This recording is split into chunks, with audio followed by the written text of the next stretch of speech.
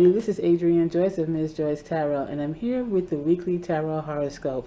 And this is where I pull some cards to see what the energies might be for you during this week. And I'm going to be pulling a card from the top. I'll pull a card from the bottom, or we'll look at the card on the bottom, and we'll also split the deck in the middle to see what we have there.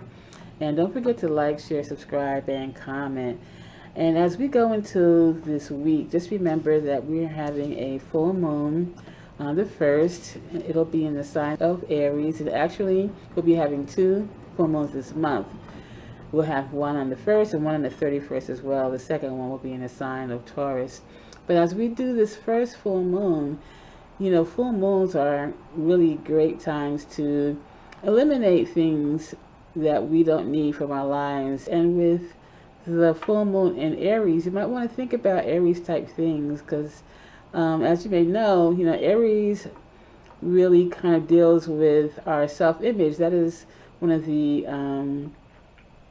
archetypes of the Aries sun sign. And so with this full moon, you may want to think about yourself, of who you are, what you want to be, and how you want to achieve the goals of being who you are.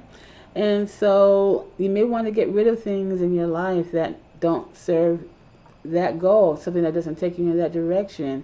It may be your outdated attitudes about yourself. You're not the same person as you were, a year ago, even 2 weeks ago. So, it's always a matter of evolving. And sometimes we need to get rid of some of the things that don't serve our highest good, things that don't get us to where we want to be in life. And so as you go through this full moon coming up on the 1st, think about those things.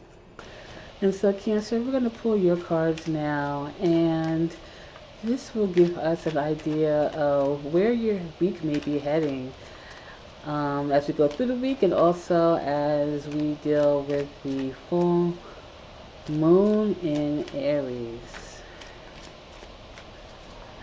And so the card here is the Ten of Wands. And so as you may know, the full moons are all about getting rid of things that don't serve you, or partially that's what they're about. And so with the Ten of Wands, this could be you finally letting go of some burdens or responsibilities. Sometimes we take on things and we think we can handle everything by ourselves, and we don't really ask for help, and it ends up really being difficult for us, and so this may be a time where you're letting go of that, where you're saying, or maybe you're asking for help if you need help from other people. And sometimes we take on these responsibilities for other people. We see a need, and then we kind of step in and fill in for something. If someone needs us to do something, we're kind of an emotional support sometimes. And maybe other people are not putting in what they could be putting in for themselves, And so, this is a time for you to allow other people to be responsible for their own stuff, and everybody, really is in a more healthy place where you are not taking on someone else's burdens, and they are doing things for themselves as they should, And so the card we have on the bottom here is the Two of Wands. And so this could really involve you and a work partner, or even a personal, romantic, or personal relationship in your life. This could be you dealing with them and saying, hey, let's be more equal, because the Two of Wands is about partnership, and preferably equal partnership. And so if there is some imbalance there, then that's something that needs to be worked out. The full moon kind of squares you, Cancer, squares your sign, and so that could really be you having to work a little bit harder in order to achieve balance in your relationships, or in any aspect of your life. And at the bottom here we have the Eight of Wands. Wow. And so you've got wands all across the board. This is, maybe something, a very dynamic time for you.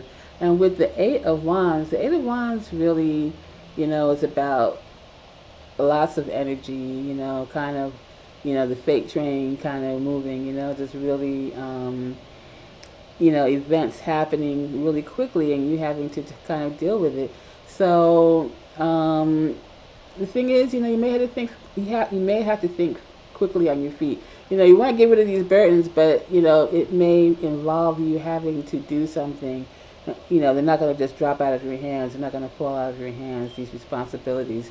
It's something that you have to do in order to correct any imbalance. So it may be you having to take that action to speak to someone or to put an end to things or whatever it is you have to do in order to extract that balance. But the Eight of Wands is saying that you should really be on your toes for that and really, step out of your comfort zone maybe in order to take these actions, and really it empowers you when you're the one who is making the decision of what you will and won't do and taking those steps to put your foot down and say this is what I want and this is what I don't want. So thank you for listening. Please like, share, subscribe, and comment, and I'll talk to you soon.